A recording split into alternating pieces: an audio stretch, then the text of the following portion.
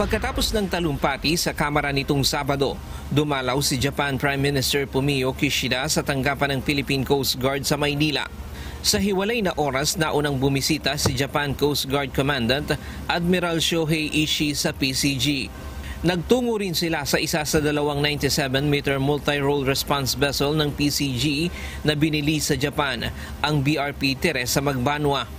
Sa pagpupulong sa pagitan ng Philippine Coast Guard at Japan Coast Guard, tinalakay ang maritime security sa rehiyon, pagbili ng mga karagdagang kagamitan at mga barko, at capability development.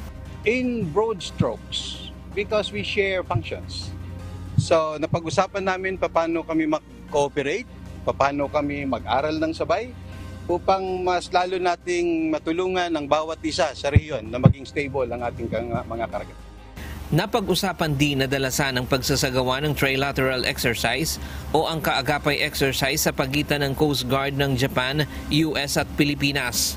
Kinilala ni Gaban ang suporta ng Japan sa PCG, gaya na lamang ng acquisition ng mga MRRB o multi-role response vessel na ginagamit ng PCG sa pagpapatrolya at iba pang maritime activities.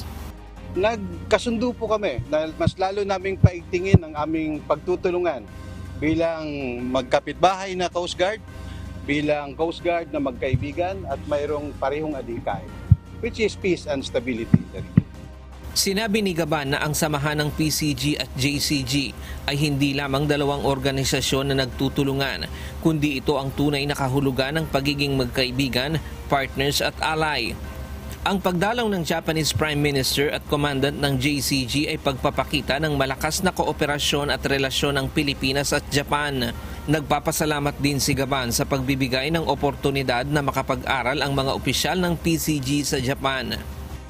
Ang Japanese government sa pamamagitan ng JICA at ng Japan Coast Guard ang siyang nagbibigay sa Philippine Coast Guard ng oportunidad upang mapaaral sa higher level ng edukasyon ng aming mga opisyal, pati na sa technical level na pag-aaral. Plano ng PCG na bumili pa ng 5 97-meter na barko sa Japan, ang 10 44-meter vessel at 2 97-meter MRRB na ginagamit ng PCG ngayon ay gawa sa bansang Japan. Ryan Lacanlale, UNTV News and Rescue. Diyos ang aming sandigan, serbisyo publiko ang aming pinahahalagahan.